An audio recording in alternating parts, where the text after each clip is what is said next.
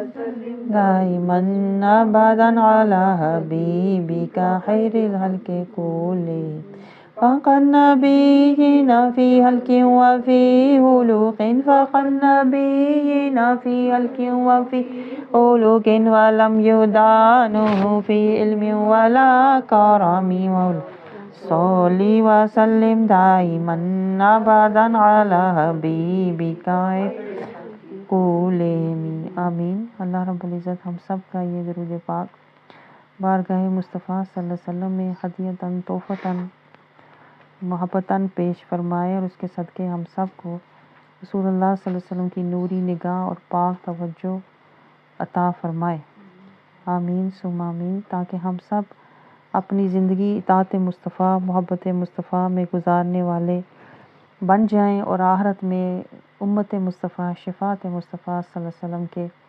حقدار بن جائیں۔ آج ہم حدیث پاک جس کی زیارت کا شرف ہمیں حاصل ہو رہا ہے، رسول اللہ صلی اللہ علیہ وسلم کی حدیث منہاج السویس سے، جو کہ شیخ الاسلام ڈاکٹر طاہر القادری مدظ اللہ علیہ کی کتاب ہے، ان کی کتاب میں سے ہم یہ احادیث سیکھ رہے ہیں اور ان کی زیارت کی سعادت حاصل کر رہے ہیں۔ تو آج جو باب ہمارا چل رہا ہے وہ فصل فی حق المسلم علی المسلم، مسلمان کے مسلمان پر کے حقوق کا بیان ہے۔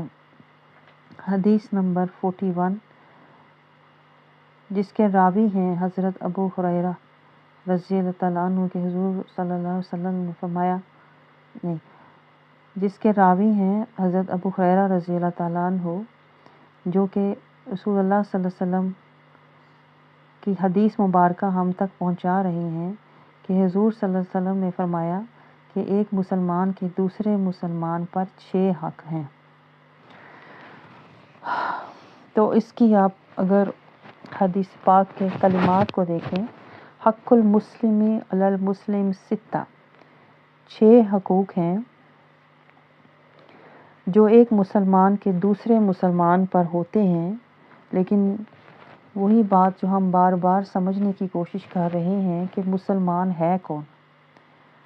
مسلمان ہے کون؟ مسلمان وہ ہوتا ہے جو قرآن کے مطابق قرآنی مسلمان ہے، جو قرآنی مسلمان ہو وہ مسلمان ہے، یعنی جو غفلت، جہالت، ظلمت اور منافقت سے نکلا ہو یا نکل رہا ہو مجاہدہ کر کے۔ آپ سمجھ رہے ہیں؟ پہلی تو علامات جو ہیں وہ یہ ہیں کہ اس میں جہالت، غفلت، ظلمت اور منافقت نہ ہو، وہ مسلمان کہلاتا ہے۔ اور مسلمان وہ ہوتا ہے، دیکھیں سورۃ الزخرف کی آیت نمبر 69 میں اللہ تعالیٰ ہمیں بتا رہا ہے کہ مسلمان کون ہے۔ الذین آمنوا بآیاتنا وکانوا مسلمین، مسلمان وہ ہوتا ہے جو اللہ کی آیات پر ایمان لائے، وکانوا مسلمین، اور وہ مسلمان ہے جو اللہ کی آیات پر ایمان لائے، پڑھ کے چھوڑ نہ دے ہماری طرح، آیات میں تفکر، تدبر، تفقہ، تزکیہ، آیت سے نصیحت اور ہدایت لے کر اس پر ایمان لائے۔ دیکھیں یہ سٹینڈرڈ ہے جو قرآن ہمیں بتا رہا ہے۔ ایک مسلمان کا سٹینڈرڈ کیا ہے؟ ہم تو ہر کوئی رسمی رواجی مسلمان ہم تو بن کے بیٹھے ہوئے ہیں نا، ہم رواجی مسلمان ہیں، لیکن جو قرآن ہمیں بتا رہا ہے وہ حقیقی مسلمان ہے۔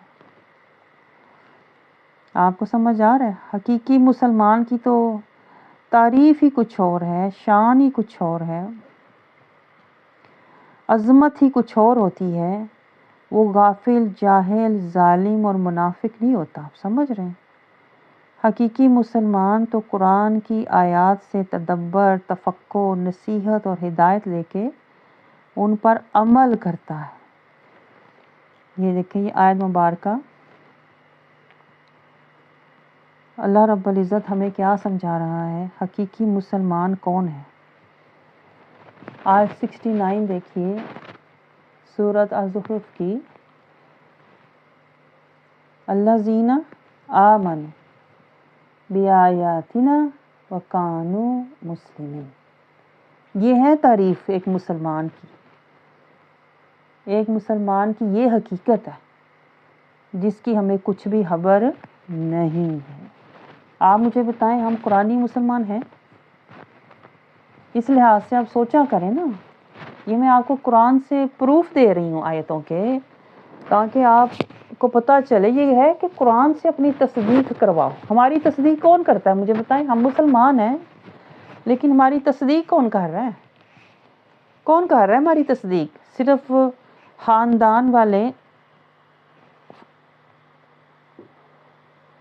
خاندان والے کر رہے ہیں۔ آیت نمبر 69 ہے، یہ دیکھیں،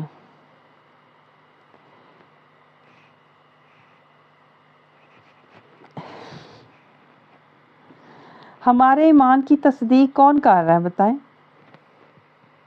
ہمارے ایمان کی تصدیق کون کر رہا ہے؟ صرف دنیا کر رہی ہے، خاندان کر رہا ہے، یا لوگ کر رہے ہیں؟ وہ سورت ہے 43، آیت نمبر 69 ہے۔ تو یہی تو میں آپ کو سمجھانے کی کوشش کر رہی ہوں کہ ہمارے ایمان کی تصدیق جو ہے نا وہ قرآن سے ہمیں لینی چاہیے۔ یہ دو اوتھینٹک چیزیں ہیں، یہ دو کہتے ہیں نا صحیح پکے ذرائع ہیں جہاں سے ہمیں اپنے مسلمان ہونے کی تصدیق کروانی چاہیے۔ آپ سمجھ رہے ہیں؟ اگر میری تصدیق دیکھیں چند لوگ کرتے ہیں، میرے خاندان والے کرتے ہیں، میرے ملنے والے کرتے ہیں، تو وہ تو کوئی حقیقی تصدیق ہے ہی نہیں۔ جو آپ کے ایمان کی حقیقی تصدیق کرے گا نا وہ قرآن کرے گا، قرآن آپ کو بتائے گا کہ تیری کیا اوقات ہے۔ آپ سمجھ رہے ہو؟ اگر ہم اپنی خواہشات اور جذبات کے پیچھے چل رہے ہیں نا تو قرآن کی نظر میں ہم ظالم ہیں، غافل ہیں، قرآن کی نظر میں ہم فاسق ہیں، منافق ہیں۔ یہ کرائیٹیریا یہ قرآن دے رہا ہے ہمیں، آپ سمجھ رہے ہو؟ تو یہی باتیں جب میں بتاتی ہوں تو لوگ میرے خلاف ہو جاتے ہیں، حالانکہ میں نہیں کہہ رہی، یہ قرآن کہہ رہا ہے کہ اگر تم اللہ کی آیات پر ایمان لاؤ گے وَكَانُوا مُسْلِمِينَ، دیکھیں وہاں الفاظ ہیں مسلمین کے۔ مسلمین ہم بنتے ہی تب ہیں جب ہم قرآن کی آیات پر ایمان لائیں گے، یعنی قرآن کو اقرا سے ہم ہدایت اور پھر اس پر ایمان اور اس کے اتباع پر لے کر جائیں گے نا تو ہم مسلم ہیں، قرآنی مسلمان ہیں۔ اور میں آپ کو بتاؤں حشر کے دن ہماری جو تصدیق ہے نا وہ قرآن کرے گا تو اللہ قبول کرے گا، قرآن شفیع ہوگا اور قرآن والا شفاعت کرے گا۔ تو میں آپ کو اس لیے یہ دکھا رہی ہوں کہ آج دیکھ لیں کہ میرے ایمان کی تصدیق قرآن کرتا ہے کہ نہیں۔ آپ سمجھ رہے ہو؟ اگر ہمارے ایمان کی تصدیق قرآن نہیں کر رہا تو سمجھ لیں حشر کے دن قرآن ہمارا شفیع بھی نہیں ہوگا۔ آپ سمجھ رہے ہو؟ تو ہم نے اپنا مسلمان ہونے کا سرٹیفکیٹ کہاں سے لینا ہے؟ یہی تو میں آپ کو بتا رہی ہوں، قرآن سے لینا ہے۔ اور قرآن ہمیں یہ سمجھا رہا ہے کہ تم مسلمان تب ہوگے جب تم کلمے کا وعدہ نبھاؤ گے، جب تم صراط المستقیم پر چلو گے، جب تم قرآن کی آیات پر عمل کرو گے، جب تم تزکیہ نفس حاصل کرو گے، جب تم امت محمدیہ کا عہدہ نبھاؤ گے، امر بالمعروف و نہی عن المنکر۔ اب اس کے روشنی میں دیکھیں کیا ہم میں کوئی مسلمان ہے؟ یہی تو میں آپ سے کہتی ہوں آج کے دور میں مسلمان تو ڈھونڈے سے نہیں ملتے۔ آپ کو مل جائیں گے بڑے عام فاسق، منافق، جاہل، غافل، ظالم لوگ مل جائیں گے، مسلمان جو قرآنی ہے نا وہ نہیں ملتا۔ اسی لیے پھر دیکھیں نہ ہمارا حال تقوی والا ہوتا ہے اور نہ ہمارے اعمال قبولیت والے ہوتے ہیں۔ آپ کو سمجھ آ رہی ہے؟ تو رسول اللہ صلی اللہ علیہ وسلم دیکھیں جو ہمیں رہنمائی دے رہے ہیں وہ ایک مسلمان کی ہے، کہ ایک مسلمان جو ہے اس کے دوسرے مسلمان پر 6 حقوق ہیں. تو یہ حقوق میں یہی تو آپ کو کہتی ہوں، یہ تب لاگو ہوں گے جب ہم حقیقی مسلمان ہوں گے. آپ کو سمجھ آ رہی ہے؟ تو پہلے دیکھیں حدیث مبارکہ میں رسول اللہ صلی اللہ علیہ وسلم نے 5 حقوق بتائے تھے. یہاں پر رسول اللہ صلی اللہ علیہ وسلم 6 حق بیان فرما رہے ہیں.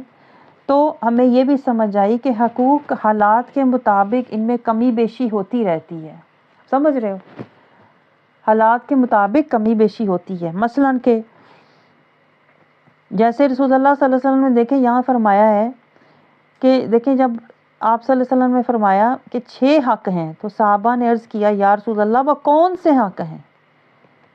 آپ یہ دیکھیں صحابہ اکرام کی رسول اللہ صلی اللہ علیہ وسلم کی بارگاہ سے کتنی انہیں چاہت ہوتی تھی، تڑپ ہوتی تھی کہ ہم، یعنی کہ ان کے اندر یہ جذبہ ہوتا تھا کہ ہم فوراً ہمیں پتہ چلے وہ کون سے حقوق ہیں تاکہ ہم ان کی ادائیگی میں لگ جائیں.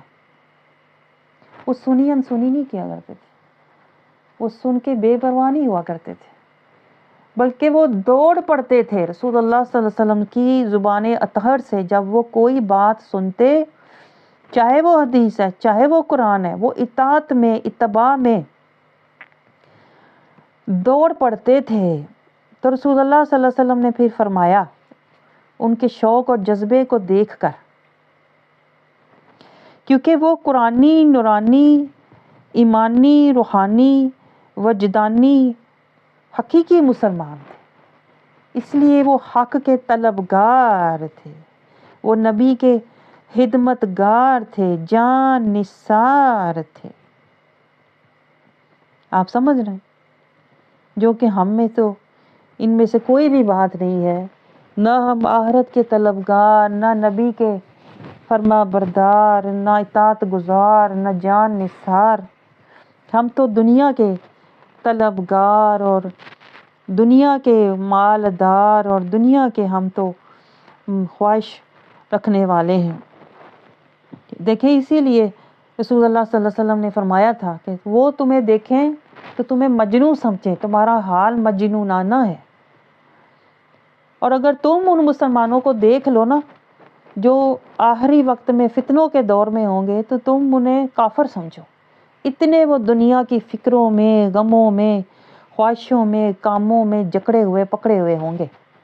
ہم تو اس دور کی پیداوار ہے نا، ہم تو اس فتنوں کے دور میں ہیں جن کے بارے میں یہ رسول اللہ صلی اللہ علیہ وسلم کی فکر تھی کہ تمہیں دنیا بہت زیادہ تمہیں مل جائے گی، دنیا تم پر حاوی ہو جائے گی اور دنیا ہی تم پر طاری ہو جائے گی. آج ہمارا یہی حال ہے کہ نہیں بتائیں؟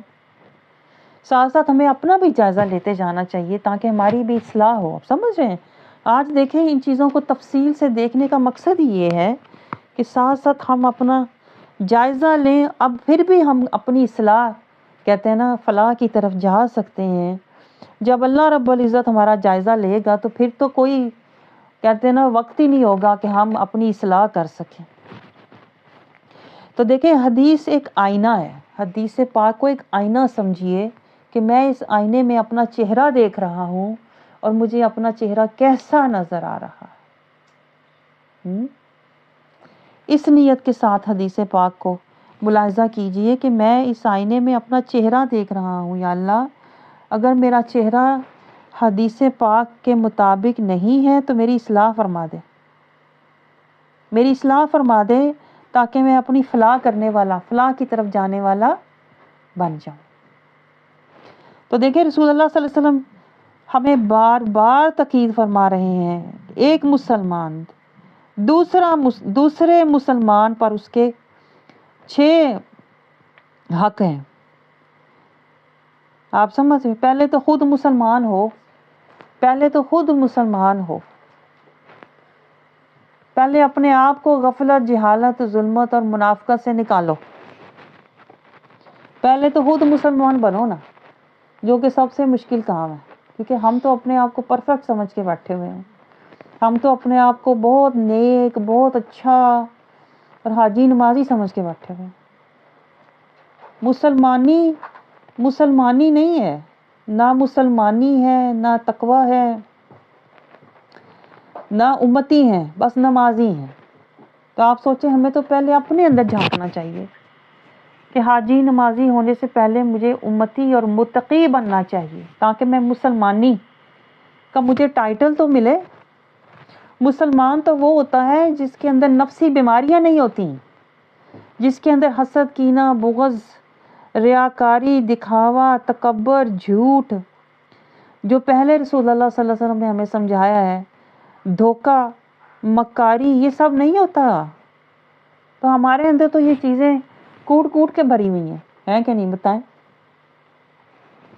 ہم تو مسلمان کی ڈیفینیشن، تعریف اور معیار پر پورے اترتے ہی نہیں اترتے نا۔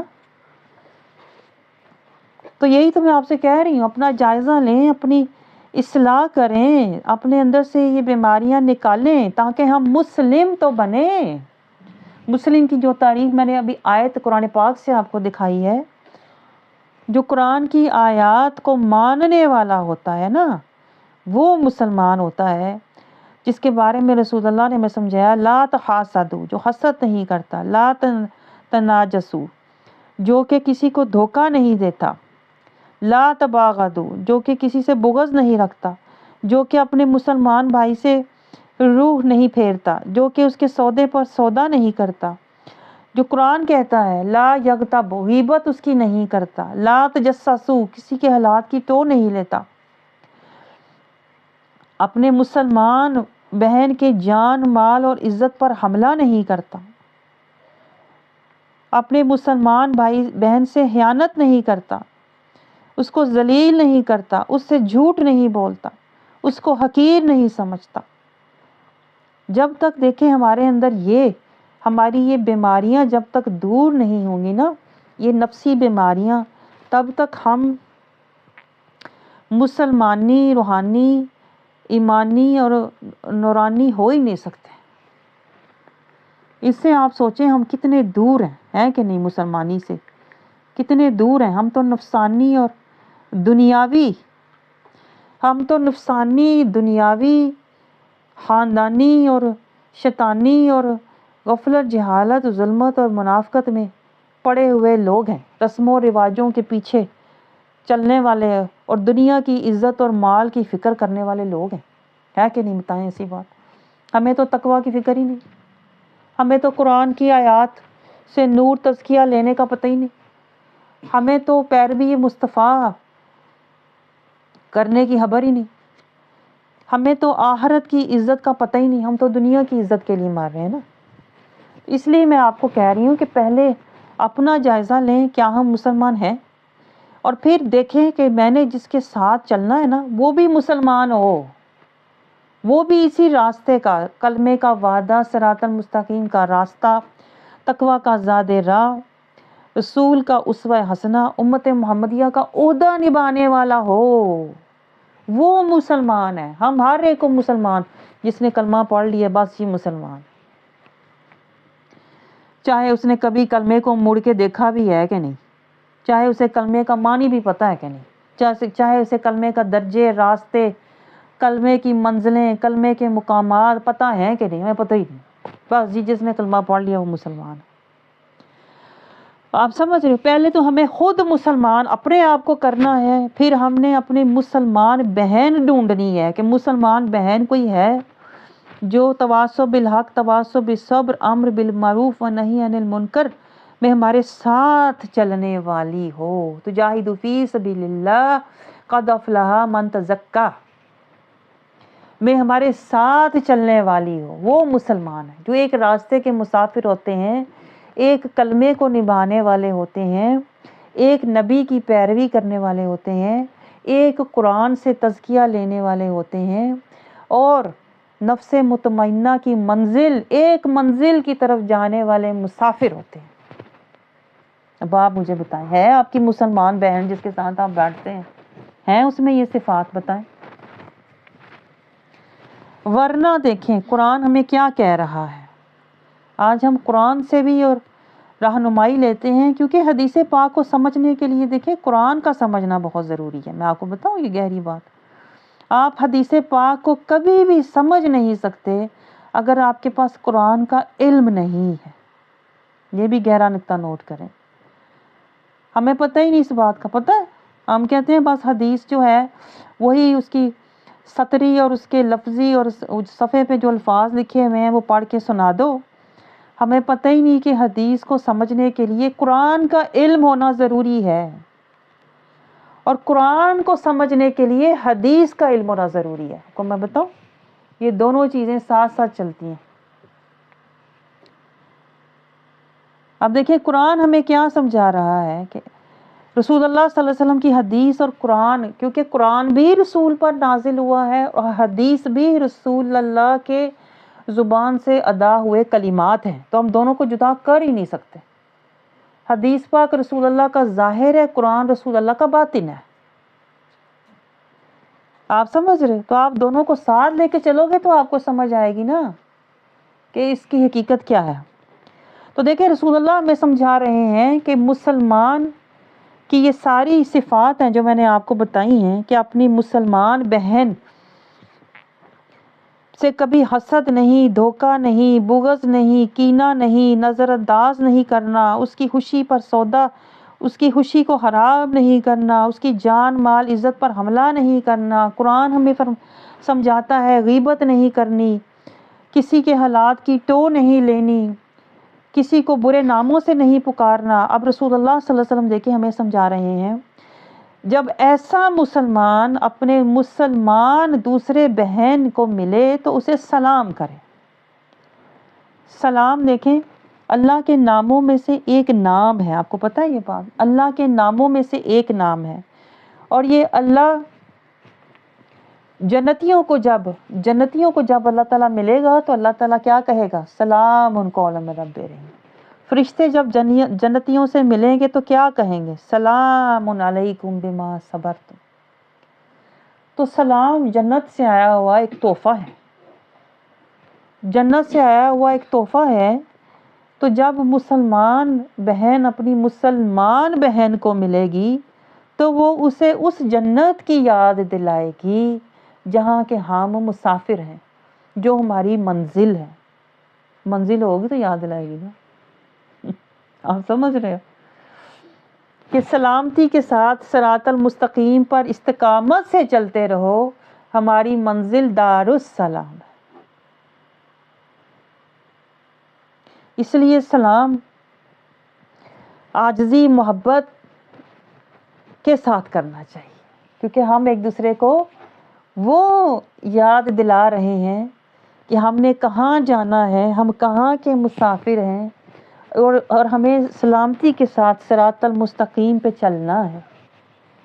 دنیا کے دکھ اور غم پریشانیوں سے گھبرانا نہیں، ایک دوسرے کو ہمت حوصلہ دے کے سلامتی سے ایک دوسرے کے ہاتھ پکڑ کے ایک دوسرے کو ساتھ لے کے تواصوا بالحق و تواصوا بالصبر. اگر کوئی گر گیا ہے اس کو اٹھا لو، اگر کوئی گھبرا گیا ہے اس کو ہاتھ پکڑ لو، اگر کسی کی ہمت نہیں ہے اس کو ہمت دے دو. یہ سلام کا مطلب ہوتا ہے کہ میں تمہارے لیے سلامتی ہوں، تم میرے لیے سلامتی ہو. تم بھی، تمہارے دل میں بھی ایک ہی چاہت ہے، میرے دل میں بھی ایک ہی سودا ہے کہ ہم دارالسلام تک پہنچ جائیں صراط المستقیم پر چلتے ہوئے. اس لیے ایک دوسرے پر سلام بھیجتے ہوئے دارالسلام تک ایک دوسرے کے ساتھ چلو. مجھے بتائیں ہمیں یہ شعور ہے؟ سلام کے پیچھے کیا ہے؟ ہم تو بے مروتی سے سلام کرتے ہیں، بے دلی سے سلام کرتے ہیں. ہمیں وہ شوق، وہ جذبہ، وہ ہمارے اندر وہ تڑپ، وہ ولولہ ہے ہی نہیں جہاں کا یہ سلام ہے. اور السلام اللہ کے ناموں، صفاتی ناموں میں سے ایک نام ہے. آپ کو بتاؤں میں، جب ہم سلام کر رہے ہوتے ہیں نا تو ہم اللہ کی سلامتی آپس میں بانٹ رہے ہوتے ہیں. تو سلام، السلام اللہ کے صفاتی نام اور اسلام کی سلامتی اور جنت کا دارالسلام، ہم ایک دوسرے کو یہ خوشخبریاں سنا رہے ہوتے ہیں، ایک دوسرے کو سلامتی کی خوشخبریاں سنا رہے ہوتے ہیں اور سلامتی دارالسلام کی یاد دلا رہے ہوتے ہیں. اور ایک دوسرے کو سلامتی بانٹ رہے ہوتے ہیں کہ مجھ سے تیری جان اور مال کو سلامتی ہے. ہم کیسا سلام ایسے دیتے ہیں ایک دوسرے کو؟ ادھر سلام دے رہے ہوتے ہیں، ادھر جا کے اسی کی باتیں کر رہے ہوتے ہیں. ہمارے کا سلام ہے؟ جیسا ہمارا قرآن پڑھنا ہے، ادھر قرآن پڑھ رہے ہیں اہدنا الصراط المستقیم، ادھر جا کے اپنی مرضی کے کام کر رہے ہوتے ہیں. ادھر کہہ رہے ہیں نماز میں انعمت علیہم، ادھر جا کے اپنی دوستوں سہیلیوں خاندان کے ساتھ بیٹھ کے چغلیاں کر رہے ہوتے ہیں. ہمارا تو ہر کام ہی الٹ ہے ویسے. تو آگے دیکھیں رسول اللہ صلی اللہ علیہ وسلم سمجھا رہے ہیں اپنی مسلمان بہن کو جب ملے تو اسے سلام کرے، صرف منہ سے نہیں، دل سے، روح سے سلامتی. اس کی سلامتی چاہے اس کی بدنی، اس کی فعلی، اس کی قولی، اس کی جسمانی، اس کی خاندانی، اس کی دنیاوی، اس کی اخروی، اس کی سلامتی چاہے. اور پھر آگے رسول اللہ صلی اللہ علیہ وسلم ہمیں سمجھا رہے ہیں اگلا حق کیا ہے ایک مسلمان کا دوسرے مسلمان پر. جب وہ تیری دعوت کرے تو تو اس کی دعوت کو قبول کر. آپ سمجھ رہے ہو بھائی، دعوت تو بڑا اونچا درجہ ہے. میں آپ کو بتاؤں، جیسے مسلمان کا ہمیں شعور نہیں حقیقی قرآنی مسلمان کون ہے، جیسے ہمیں سلام کی بھی حقیقت پتہ نہیں ہے نا، اسی طرح ہمیں دعوت کی بھی حقیقت پتہ نہیں ہے نا. ہم کہتے ہیں جو بھی دعوت کرے بھائی بلائے تو اس کے گھر دوڑے جاؤ، کیونکہ اس نے دعوت کر دی آپ کو بلایا ہے اس لیے دوڑے جاؤ، اور اگر نہیں جاؤ گے تو بڑی بات اخلاق ہے جی، ہم نے تو دعوت کی تھی، ہم نے تو بلا رہے تھے تو آئی نہیں. دیکھیں اب میں قرآن سے آج آپ کو سمجھانے لگی ہوں تاکہ ہماری بھی اصلاح ہو. دیکھیں سورۃ الانعام کی آیت نمبر 70 دیکھیے، اس میں اللہ تعالیٰ کیا فرما رہا ہے؟ اللہ کیا فرما رہا ہے؟ وَذَرِ الَّذِينَ اتَّخَذُوا دِينَهُمْ لَعِبًا وَلَهْوًا وَغَرَّتْهُمُ الْحَيَاةُ الدُّنْيَا. اللہ کہتا ہے چھوڑ دو ان لوگوں کو. یہ اللہ کے الفاظ دیکھیں، یہاں سے آپ کو پتہ چلے گا کہ کیوں اس دفعہ ہم نے کہا تھا کہ ہم ہر ایک کے گھر نہیں جائیں گے. اللہ کا حکم ہے یہ. میں آپ کو بتاؤں، ہماری کوشش یہ ہونی چاہیے کہ ہم جس سے بھی ملیں اللہ کے لیے ملیں، جس کو بھی چھوڑیں اللہ کے لیے چھوڑیں. یہ حدیث پاک بھی ہے اور یہ قرآن کا بھی حکم ہے. دیکھیں قرآن کیا کہہ رہا ہے، وَذَرِ الَّذِينَ اتَّخَذُوا دِينَهُمْ لَعِبًا وَلَهْوًا. چھوڑ دو ان لوگوں کو جنہوں نے اپنے دین کو لعبًا ولہوا بنا رکھا ہے، ایک مذاق. وَغَرَّتْهُمُ الْحَيَاةُ الدُّنْيَا، اور وہ دنیا کی زندگی میں مگن ہیں. یہ قرآن کے حکم کے دیکھیں عین مطابق میں نے یہ آپ کو کہا تھا لیکن آپ کی سمجھ میں نہیں آیا، اس لیے آج میں آپ کو اس چشمے پر لے آئی ہوں جس چشمے سے میں نے یہ نور لیا تھا، اور آپ کو اس کی سمجھ نہیں آئی کہ یہ کہاں سے بات آ رہی ہے. اور جن لوگوں نے اپنے دین کو کھیل اور تماشا بنا رکھا ہے. کھیل تماشا کیا ہوتا ہے؟ کبھی کیا کبھی نہ کیا، یہی ہوتا نا کھیل تماشا. تھوڑی دیر کو کیا پھر چھوڑ کے بھاگ گئے، اس کو کھیل تماشا کہتے ہیں. تو اللہ کا حکم ہے ایسے لوگوں کو چھوڑ دو جنہوں نے دین کو کھیل تماشا بنا رکھا ہے اور دنیا کی زندگی نے ان کو دھوکے میں ڈال رکھا ہے. انہوں نے دنیا کو آگے رکھا ہوا ہے اور آخرت کو پیچھے کیا ہوا ہے. ہاں انہیں نصیحت کرتے رہو، قرآن یہ کہتا ہے صرف ان کو نصیحت کرو. آپ سمجھ رہے ہو؟ تو مقصد میرا آپ کو دیکھیں صرف یہ سمجھانا تھا کہ آپ سے جو بھی بات میں کرتی ہوں وہ قرآن سے ہوتی ہے یا حدیث پاک سے ہوتی ہے. تو قرآن یہ رسول اللہ صلی اللہ علیہ وسلم فرما رہے ہیں کہ جب تمہاری کوئی دعوت قبول کرے تو اس کی دعوت کو قبول کرو، لیکن دعوت قبول کس کی کرو؟ جو پہلے حق کی دعوت قبول کرے. داعی اللہ، یہ جو ہم دے رہے ہیں نا قرآن کی دعوت، حدیث پاک کی دعوت، جو اس دعوت کو قبول کرتا ہے نا، جو قرآن کی دعوت کو قبول کرتا ہے، جو اللہ اور اس کے رسول کی دعوت کو قبول کرتا ہے نا، وہ حق والے لوگ ہیں. وہ لوگ ہیں جو حق کے طلبگار ہیں. آپ سمجھ رہے ہو؟ تو جو حق کا طلبگار ہے اس کی دعوت قبول کی جا سکتی ہے قرآن کے مطابق، لیکن جو حق کا طلبگار نہیں ہے، جو صراط المستقیم کی فکر نہیں کر رہا،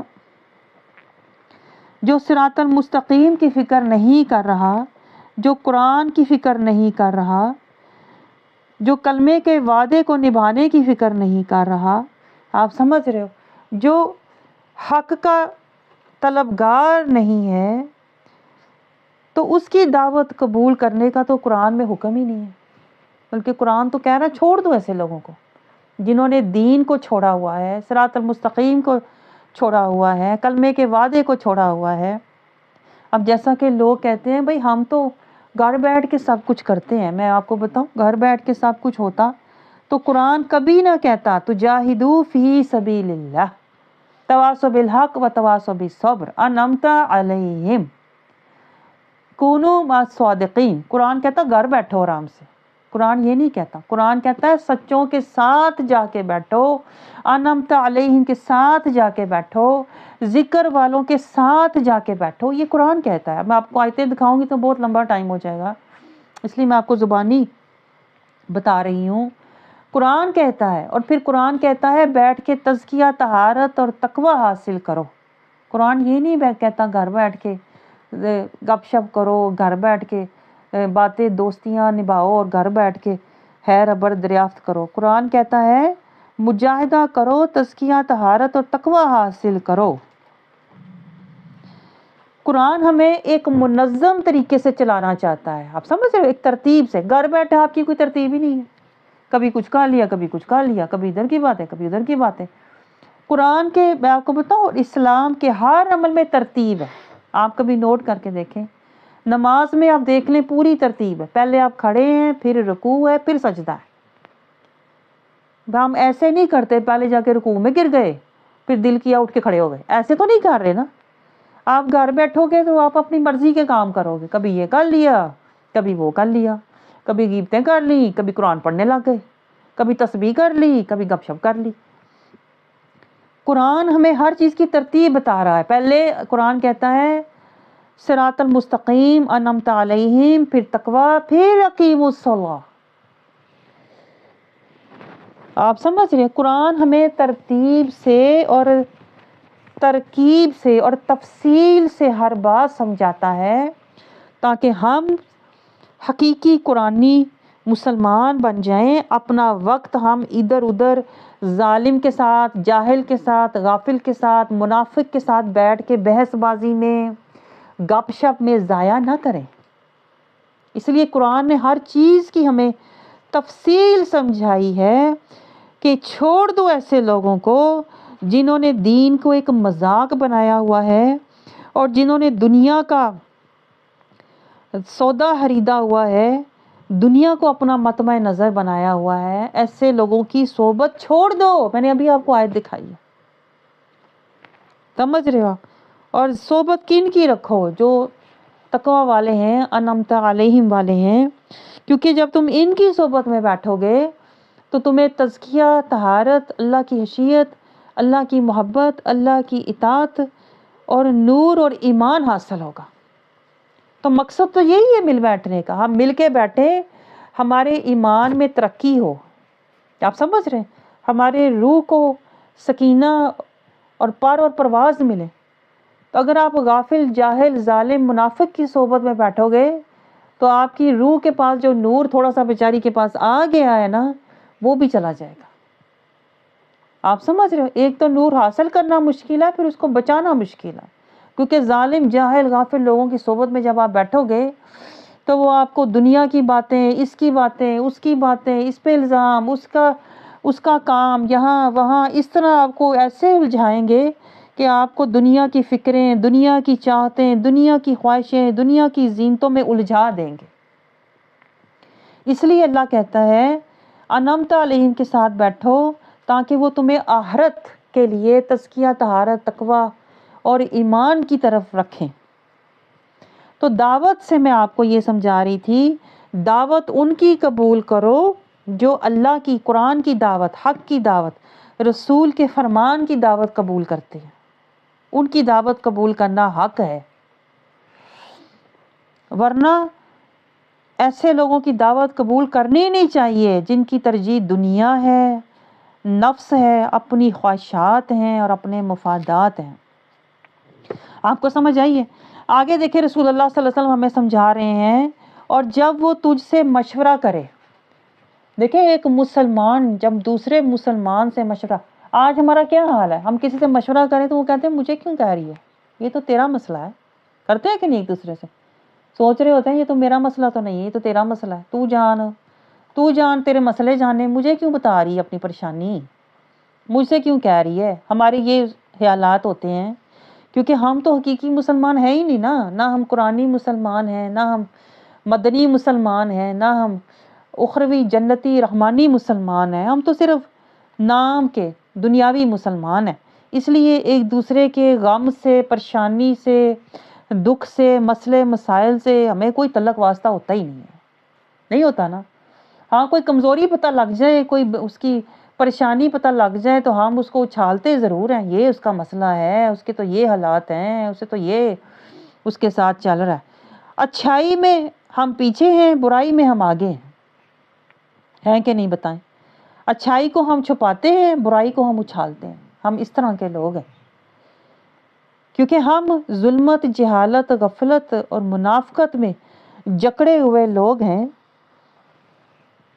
اگر ہم حقیقی مسلمان ہوتے تو ہم اپنی مسلمان بہن کو وہ مشورہ دیتے جو ہم اپنے لیے پسند کرتے، کبھی نہ کہتے یہ تیرا مسئلہ ہے بھائی، یہ آپ کے گھر کا معاملہ ہے، یہ میرا معاملہ نہیں ہے۔ آپ سمجھ رہے ہو؟ تو اس کو اچھا مشورہ دے جو اس کے صرف دنیا کی اس کو چلاکیاں ہوشیاریاں نہ بتائے، یہاں سے یہ چلاکی کر لے، یہ مکاری کر لے، یہ اپنے نام کر لے، اس کو ہٹا دے، اس طرح کے مشورے نہیں جو چال بازیوں والے ہو، مکاری والے اور شیطانی ہوتے ہیں، وہ مشورے نہیں۔ رسول اللہ صلی اللہ علیہ وسلم تو ہمیں یہ سمجھا رہے ہیں اچھا مشورہ وہ ہوتا ہے جو آپ کی آخرت کے لیے اچھا ہے، جو آپ کے ایمان کے لیے اچھا ہے، سمجھ رہے ہو؟ جیسے آپ کو کوئی بتائے کہ میں پریشان ہوں تو آپ اسے قرآن کی دعوت دو، آپ اسے کہو قرآن میں نور بھی ہے، شفا بھی ہے، قرآن میں ہدایت بھی ہے، مشورہ بھی ہے، قرآن تمہیں رستہ بھی دکھائے گا، قرآن تمہیں ہر مسئلے کا حل بتائے گا۔ یہ ہوتا ہے اچھا مشورہ دینا کسی کو۔ آپ سمجھ رہے؟ یہ نہیں کہ اگلا اپنے حالات بتا رہا ہے آپ اس کو اور زیادہ الجھا دو، جو کہ ہم کرتے ہیں کہ نہیں۔ آگے دیکھیں رسول اللہ صلی اللہ علیہ وسلم ہمیں سمجھا رہے ہیں کہ ایک مسلمان کے دوسرے مسلمان کے حقوق میں سے کیا آتا ہے۔ چھوٹی سے چھوٹی بات جیسے کہ میں نے آپ کو پہلے بھی بتایا تھا،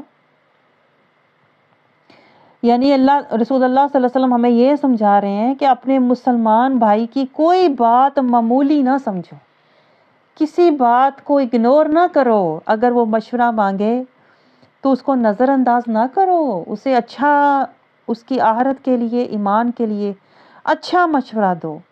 اگر وہ دعوت دے تو اس کی دعوت کو رد نہ کرو۔ آپ سمجھ رہے ہو؟ اس کی دعوت کو ایک بہن کی دعوت سمجھ کر، جو میری خیر خواہ ہے اور میں اس کی خیر خواہ ہوں، اس کی دل جوئی کے لیے، اس کی محبت کے لیے اس کی دعوت کو قبول کر لو، کیونکہ اس نے خیر کی دعوت، حق کی دعوت، قرآن کی دعوت، رسول کی دعوت قبول کی ہے، تو تم بھی اس کی دعوت کو قبول کرو۔ اور جب وہ سلام کرے تو اس کو اعلیٰ جواب دو اور محبت سے مسکرا کے جواب دو، اس نیت اور سوچ سے جواب دو کہ ہاں ہم ایک ہی راستے کے مسافر ہیں، ایک ہی کلمے کا وعدہ نبھانے والے ہیں، ایک قرآن، ایک نبی رسول کے پیروکار ہیں، اور ایک دارالسلام اور اللہ کی رضا کے طلبگار ہیں۔ اس کو اتنا اعلیٰ جواب دو اور محبت سے جواب دو، اور جب تمہاری وہ بہن اس کو چھینک بھی آئے اس کا اتنا خیال کرو کہ اس کو چھینک پر بھی دعا دو، یعنی اس کی اتنی سی تکلیف سے بھی تم چشم پوشی نہ کرو، اس کی یہ ذرا سی چھینک کی تکلیف پر بھی اس کا خیال کرو اور اس کو حوصلہ دو، اس کو دعا دو، اور وہ بھی تمہیں یرحمک اللہ، وہ بھی تمہیں آگے سے دعا دے۔ اور جب تمہاری مسلمان بہن، اور آپ سوچیں اگر مسلمان بہن کے اتنے حقوق ہیں تو ایمان والی بہن کا کیا درجہ ہوگا، وہ تو اور اعلیٰ اوپر کا درجہ ہے۔ یہ تو ابھی بیسک بات رسول اللہ صلی اللہ علیہ وسلم ہمیں سمجھا رہے ہیں۔ اور جب مسلمان بہن بیمار ہو جائے تو اس کی تیمارداری کرو۔ تیمارداری یہ نہیں کہ بڑی حد ہے ہم جیسے کرتے ہیں، پوچھ کے آ گئے یا فون کر لیے، یہ تیمارداری نہیں ہوتی۔ میں آپ کو بتاؤں، تیمارداری کہتے ہیں جا کے اس کی ضرورت کا پوچھو، اس کے حالات کے مطابق اس کی مدد کرو اور اس کے ساتھ دو، اس کی بیماری میں اس کا ساتھ دو، جو اس کو چاہیے، جو وہ کہے اس کا خیال کرو، اس کی ضرورت کو پورا کرو۔ جیسے ہم دور سے ہی ہیلو ہائی کر کے آ جاتے ہیں، یہ کوئی تیمارداری نہیں ہوتی بائی دا وے، سمجھ رہے آپ؟ یہ تو صرف دنیا داری ہوتی ہے جو ہم کرتے ہیں۔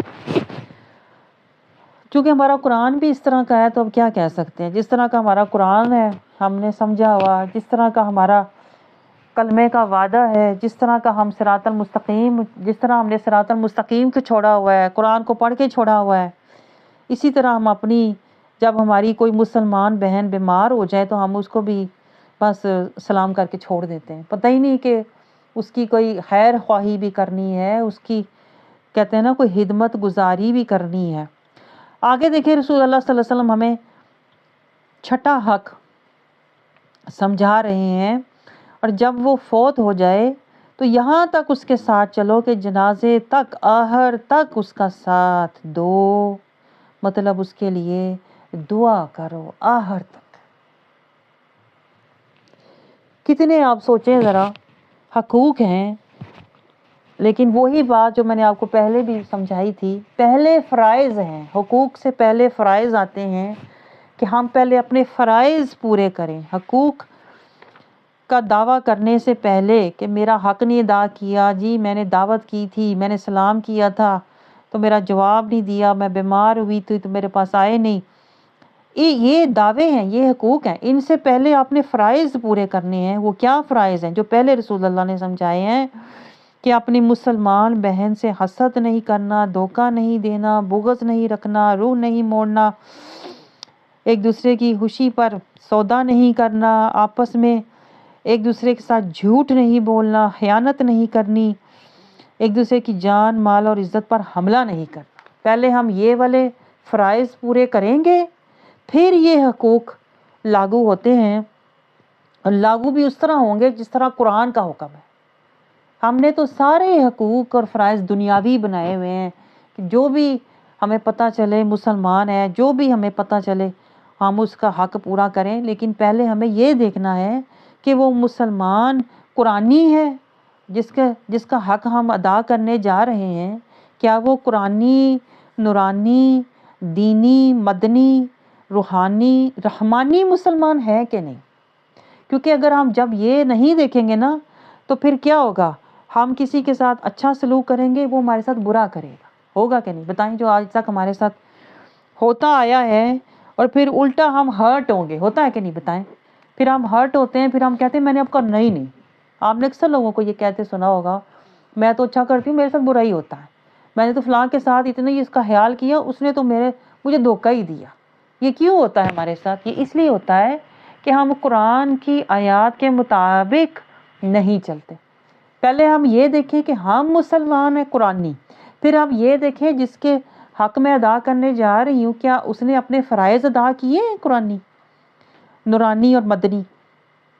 یہ دیکھیں نا کتنا سخت کرائیٹیریا ہے، ہمیں تو پتہ ہی نہیں نا، جب تک قرآن کی آیات کے مطابق، جب تک رسول اللہ صلی اللہ علیہ وسلم کے ارشادات کے مطابق ہم مسلمان کے معیار پر نہیں پہنچتے، اس سٹینڈرڈ پر نہیں پہنچے جو مسلمان کا ہونا چاہیے، تب تک آپ سوچیں ہم اگر دوسرے کا حق ادا کریں گے وہ آگے سے ہمیں دھوکہ دے گا، ہم اس کی مدد تیمارداری کریں گے وہ ہمارے ساتھ جھوٹ بولے گا، جس سے ہم ہرٹ ہوں گے، اور ہم پھر کہتے ہیں نا مایوسی کی طرف چلے جائیں گے کہ مجھے تو اچھا کرنے کا انجام یہ ملا، مجھے تو یہ صلہ ملا نیکی کرنے کا، تو آپ نے تو نیکی غلط جگہ کر دی نا۔ بات تو یہ ہے آپ نے جہاں اچھائی کی وہ ظالم تھا، وہ جاہل تھا، وہ فاسق تھا، وہ منافق تھا، جس کے ساتھ آپ نے مسلمانی کا حق ادا کیا، وہ تو اس معیار پر تھا ہی نہیں، اس لیے آپ کو اس نے آپ کے عمل کا صلہ نہیں دیا، اس نے آپ کے عمل کا بھرم نہیں رکھا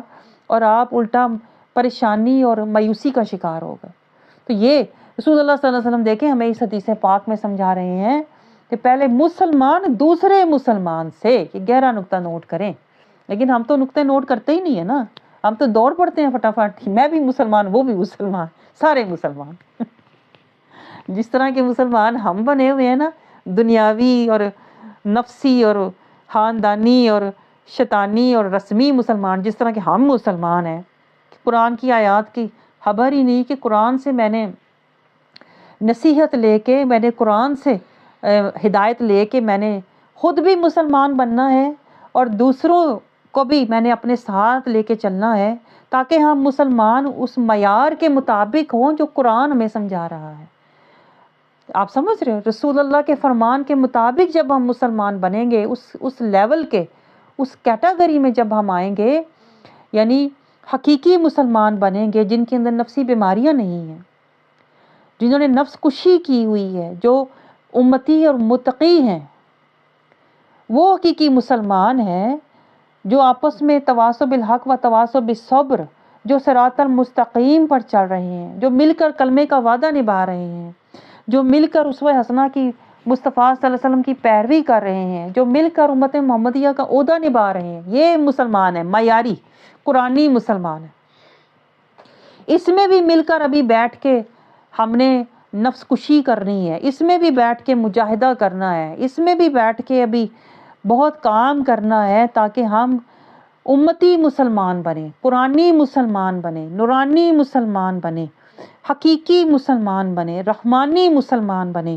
اور جب ہم اس لیول پہ صحیح مسلمان، حقیقی مسلمان، قرآنی مسلمان بن کے ایک دوسرے کے فرائض اور حقوق کا خیال کریں گے تو پھر ہمیں ایک دوسرے سے دکھ نہیں ملے گا، اذیت نہیں ملے گی، بلکہ ایک دوسرے سے تقویت ملے گی، ایک دوسرے سے عزت ملے گی، ایک دوسرے سے محبت ملے گی، ایک دوسرے سے ہمیں چاہت ملے گی، ہم ایک دوسرے کو حقیقت کا رستہ دکھائیں گے، حق کا رستہ دکھائیں گے اور محبت سے چلیں گے۔ اور یہ صحیح مسلمانی کی عظمت ہے کہ عظمت والے دین اور عظمت والی کتاب کے پیچھے مل کر چلو اور ایک دوسرے کو عزت، اطاعت، محبت، تقویت، نصیحت اور ہدایت دو۔ اللہ کرے ہم ایسے مسلمان بن جائیں جو ہمیں قرآن اور رسول اللہ صلی اللہ علیہ وسلم سمجھا رہے ہیں۔ اور یہ دیکھیں مسلمان اتنا اعلیٰ درجہ ہے کہ حضرت یعقوب علیہ السلام نے اپنے بیٹوں کو آخری وقت میں یہ نصیحت فرمائی تھی کہ دنیا سے جانا تو مسلمان جانا۔ یہ اتنا اعلیٰ مقام ہے، لیکن آج ہم اپنے مقام سے بہت نیچے گرے ہوئے ہیں اور اپنے مقام سے ہم بے خبر ہیں کہ نہیں بتائیں۔ اسی لیے آج مسلمان دیکھیں، جہاں آپ مسلمان کا نام لیتے ہو لوگ دہشت گرد اور لوگ پتہ نہیں کیا کیا ان کو برے برے نام دیتے ہیں، کیونکہ ہم نے اپنا مقام چھوڑا ہوا ہے۔ اس لیے دنیا نے ہمیں برے برے نام اور برے برے ہمیں مقام دیے ہوئے ہیں۔ اللہ کرے ہم اپنا مقام پہچانیں، ہم اپنی کھوئی ہوئی عظمت اور شان کو پہچانیں، تاکہ ہم حقیقی مسلمان بن کے دنیا میں اور آخرت میں عزت دار بن جائیں۔ آمین۔